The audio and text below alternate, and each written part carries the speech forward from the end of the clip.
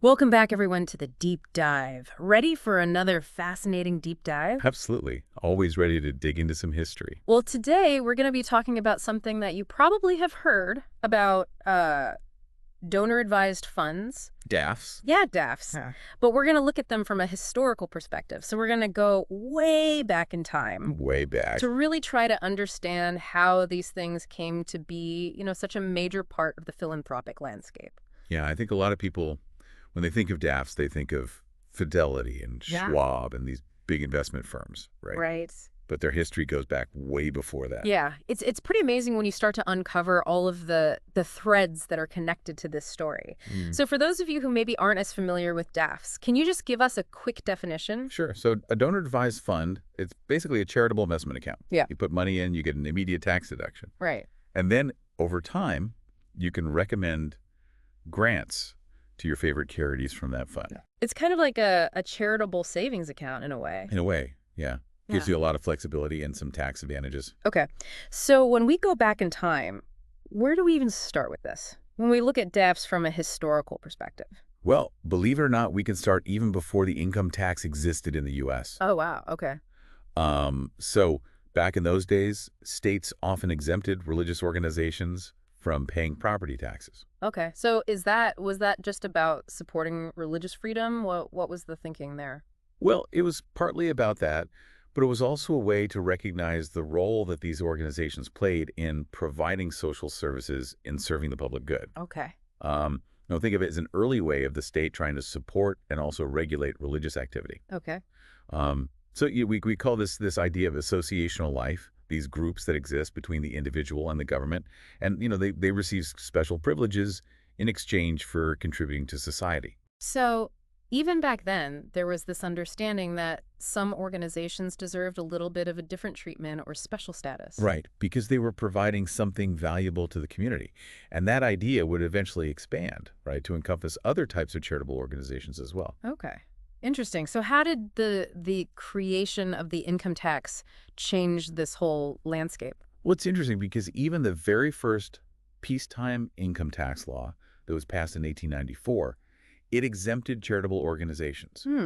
And that exemption was carried over into the modern income tax law in 1913. So it really marked the beginning of this close relationship between tax policy and philanthropy that we see today. Okay, so that makes sense, exempting those organizations from taxes. But when did we get to the actual charitable deduction? The charitable deduction itself came a little bit later. It was introduced in 1917 during World War I. Wow. So in the middle of a war, when the government really needs all the resources it can get, they actually create a deduction which leads to less tax revenue. Right. And you would think that at a time of national crisis, the government would want to hold on to every tax dollar it could get, right? Right. But I think the creation of the charitable deduction, it really demonstrates this deeper principle at play here. Okay, what's that? It's a recognition that the government can't do it all alone. Mm-hmm. It's essentially saying we need everyone to pitch in, not just through taxes, but through their own support of causes that matter. Yeah. It's like this recognition that individual action is also really critical. Yes, Yeah. exactly. This reliance on individual action. When the government is stretched thin, it's a recurring theme that we're going to see throughout this history of DAFs. It's interesting how even back then there was that tension, this idea that we need the government to do certain things, but we also need individuals to step up and play their part. Yeah, it's a balance. Yeah. So as we move forward into the early 20th century, we've got these basic concepts of, not taxing charitable organizations and also incentivizing giving through the tax deduction. But when do DAFs actually start to take shape? Well, this period, the early 1900s, was a time of a lot of innovation in philanthropy. You had things like community chests emerging, which were basically centralized fundraising bodies that collected donations. And they would distribute them to a variety of causes pretty immediately. So kind of a more organized approach to giving. Yeah, right, exactly. But then you have community foundations. Okay. That emerged, Yeah. and they focused more on building endowments. So instead of immediate distribution, they would invest the donations they received, Yeah. and they'd use the earnings from those investments to make grants over time. So that was kind of a longer term perspective, thinking Yeah. about sustainability. Yes, exactly. Yeah. And this is really where we start to see the separation of the act of giving from the timing of the impact of that gift. Yeah, that's a Right. big shift. It is a big shift. Mm. And it really sets the stage for, what we would eventually come to know as DAFs. In fact, the very first donor-advised fund, it was likely opened in 1931 within the New York Community Trust. But the term itself, it wouldn't be formally used until much later. So the concept was there, but there was still a lot of evolution to come. Right. And a lot of that evolution had to do with this one key tension, Okay. which was control. Hmm. Community foundations typically had boards Right. that were making decisions about how the money was used. But donors, they were starting to want more say in how their donations were being used. It's like this tension between individual control versus a more collective decision-making process. Right, exactly. And that tension would become a defining characteristic of DAFs. It's fascinating, and it makes me even more curious about how this whole thing evolved, especially as we move into periods like the Great Depression and World War II. Yeah. Those are definitely pivotal moments that shaped the philanthropic landscape and the role of DAFs within it. Well, let's dive into that next. It's interesting to think about how those major historical events, the Great Depression and World War II, might have impacted this whole story of DAFs. Yeah, it's actually pretty fascinating because even during those incredibly difficult times, Mm-hmm. right, the government continued to recognize the importance of philanthropy. Really? Yeah, they actually doubled down on it. So you're saying that the charitable deduction was actually expanded during those periods? Exactly. It's kind of counterintuitive because, you think during those times the government would want to hold on to every dollar. Right, you would think so. But it sounds like they were actually saying, no, private giving is even more essential during these times. It was really a reinforcement of the idea that individual action, right, especially when resources are scarce, is absolutely crucial. Yeah, like the government can't do everything on its own. Right. And then as we move into the post-war era, that relationship between public and private action, it becomes even more complex. You have corporate power growing, stock market participation expanding, and philanthropy is just booming. So it seems like the stage is set for DAFs to really take off. But you mentioned earlier that there was this tension, right, about donor control. Mm-hmm. So how did that tension play out? Well, that tension really came to a head in the 1960s. Okay. It was a time of, social and political upheaval. There was a lot of suspicion directed towards foundations. People were worried about their influence. Some people feared that they were wielding too much power, that they were pushing radical agendas. Was that just a concern from the right, or was it broader than that? It was actually a bipartisan issue. Hmm. Even Democrats, by the 1960s, they were raising concerns about potential abuses within foundations, things like self-dealing, lack of transparency, Hmm. And all of this led to the Tax Reform Act in 1969, Mm. which had a huge impact on philanthropy and kind of inadvertently paved the way for the rise of DAFs. Okay, how so? I'm curious how a tax reform act ties into this. Well, the 1969 Act, it was trying to draw this clear line between public charities and private foundations. Okay. So public charities, things like educational institutions, churches, they were seen as, inherently serving the public good, so they didn't need the same level of scrutiny. Okay. Private foundations, on the other hand, they faced much stricter regulations. Like what? Well, they had things like payout rules, meaning that they had to distribute a certain percentage of their assets every year.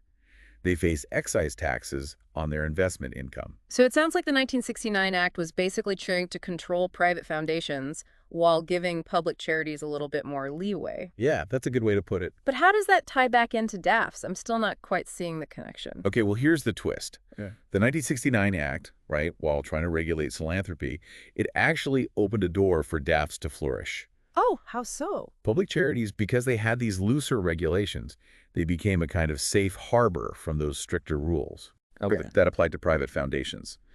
And then within those public charities, right, DAFs could exist, and they could be this way for donors to have some degree of control over their giving without, triggering those stricter rules. So it's like a loophole, but a totally legal one. Exactly. Wow, that's fascinating. So this act, this 1969 act, it was this unintended catalyst for the rise of DAFs. Exactly. But it's important to remember that, it wasn't just this abstract legal maneuvering, right? There were actual people who saw the potential of this new landscape, and they really started to champion DAFs. Okay, so who are some of these DAF champions? I'm curious about these forward-thinking individuals. One of the key figures is a guy named Norman Sugarman. Yeah. He was the tax lawyer from Cleveland. Okay.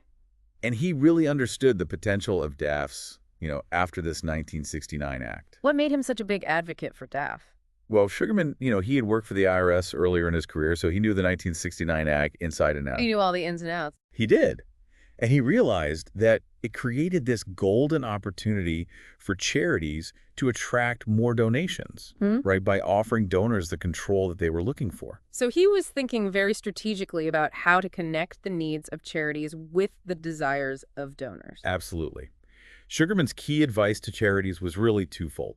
First, he said, you got to get that public charity designation from the IRS. You got to solidify that favorable tax status. Okay, that makes sense. And second, he said, you got to focus on building those endowments by attracting those donors who want more, more control over their giving than those traditional models allowed. So the idea was offer more control, attract more donors, build a bigger endowment, ultimately have a bigger impact. Precisely. But what's really interesting is that Sugarman, he specifically targeted Jewish federations. He thought that DAFs could be a great way to enhance those communal giving structures that were already in place. Now, that's an interesting connection. Explain that to me. How do DAFs fit within this idea of Jewish communal giving, which has always emphasized collective responsibility? Yeah, it seems kind of counterintuitive at first glance, right? Yeah.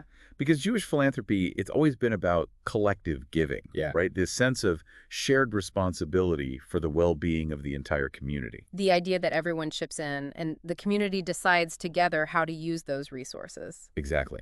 But Sugarman, he believed that growing endowments, even with this individual control, would ultimately benefit Jewish causes in the long run. He was arguing that, by attracting more donors, more capital, the community as a whole would be better off, even if individuals had more influence over how their money was used. So it's almost like a balancing act. You're trying to modernize those practices while also respecting the core values. It was, and his approach wasn't without its critics. Many, Jewish Federation executives at the time, they were worried that this focus on endowments, individual control, might detract from that mission of providing direct services to those in need. Yeah, that's a valid concern. If you're focusing on building up a big endowment, well, that money isn't immediately available to help people who need it right now.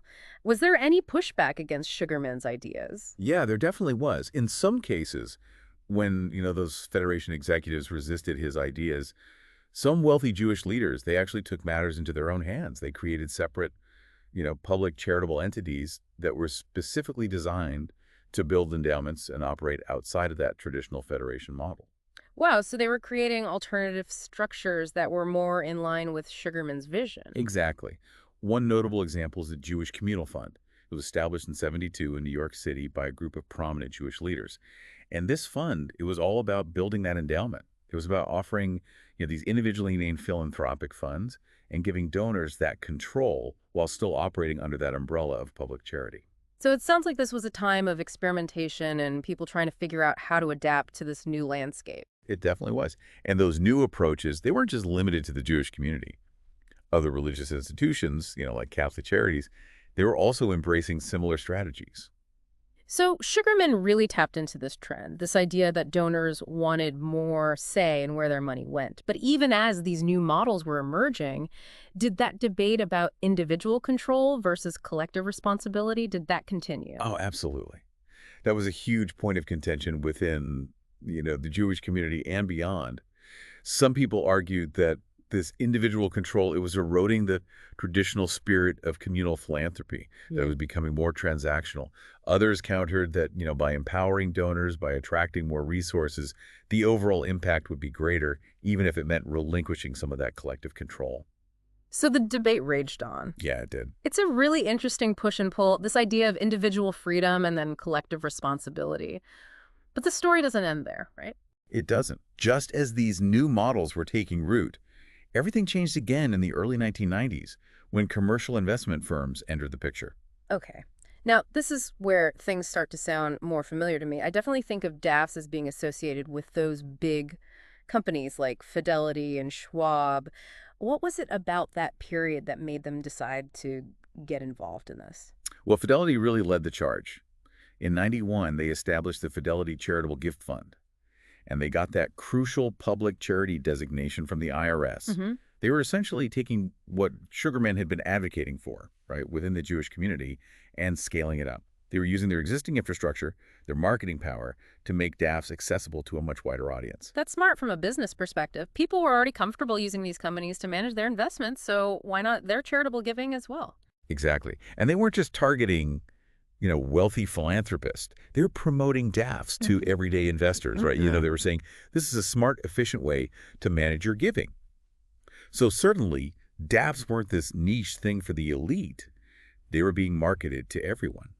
Wow, that's a huge shift. I imagine that created some challenges for the community foundations and the Jewish federations that had been, the early adopters of this model. How did they respond to this new competition? They had to adapt or risk being left behind.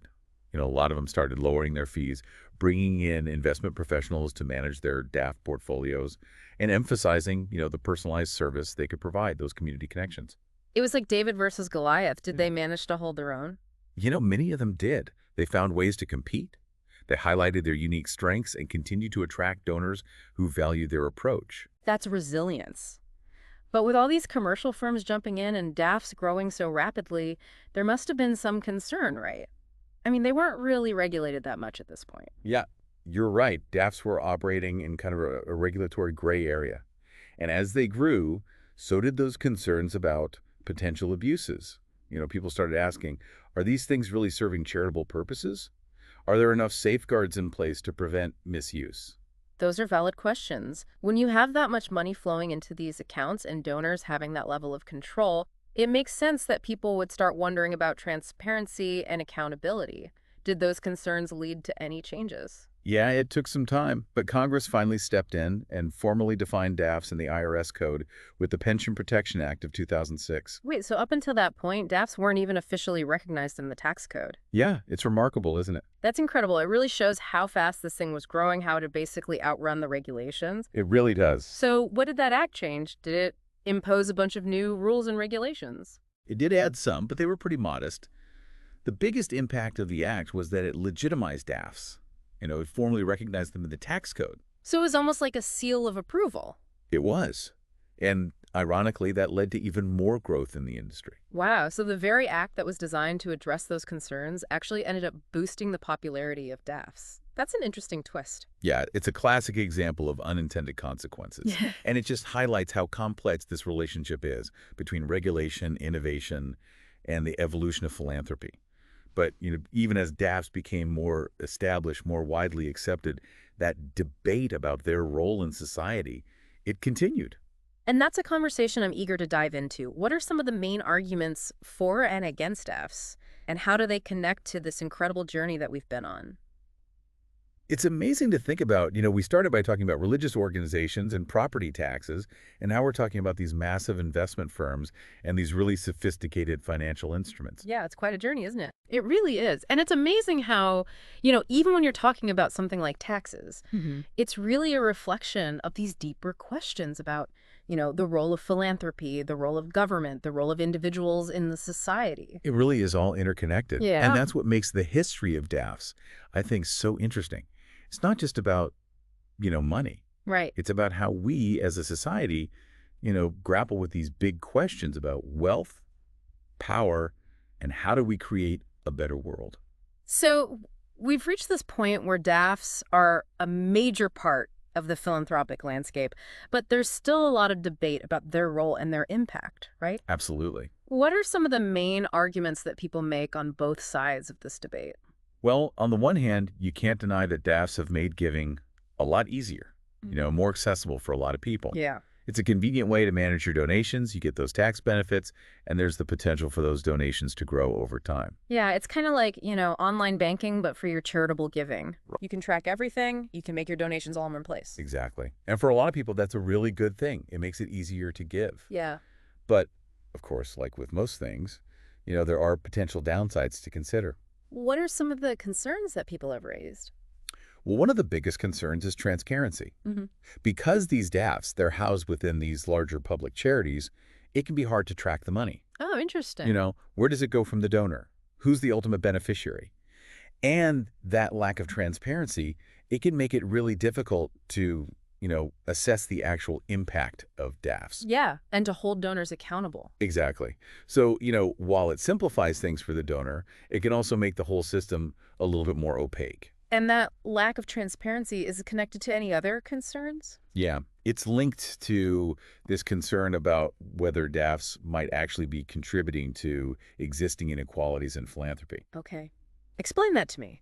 So because the donor retains the right to advise on how their money is used, there's this risk that the money will flow disproportionately to institutions and causes that, already have a lot of wealth and influence. I see. And it creates this system where those with the most resources have the most say in how that money is being It's used. kind of like the rich get richer, but in the world of philanthropy. Right, exactly. And it raises these really important questions, right, about whether DAFs are actually making philanthropy more democratic, Hmm. or are they just reinforcing existing power structures? It's a lot to think about. It seems like there's both good and bad to this, as with so many innovations. That's often the case, isn't it? It is. So I guess the takeaway here is that we can't just, blindly embrace or reject any one approach. We need to really understand these tools and, have these conversations about how to make sure they're truly serving the public good. I think that's exactly right. Yeah. And, I think the history of DAFs, the way they evolved in these unexpected ways, is a perfect example of why these conversations are so important. Absolutely. So as we wrap up our deep dive into death, what are some key things that you hope our listeners will take away from all of this? Well, I hope they'll walk away with a little bit more, understanding of the history and appreciation for just how complex this issue really is. And I hope they'll keep asking those questions about how philanthropy can best serve the common good.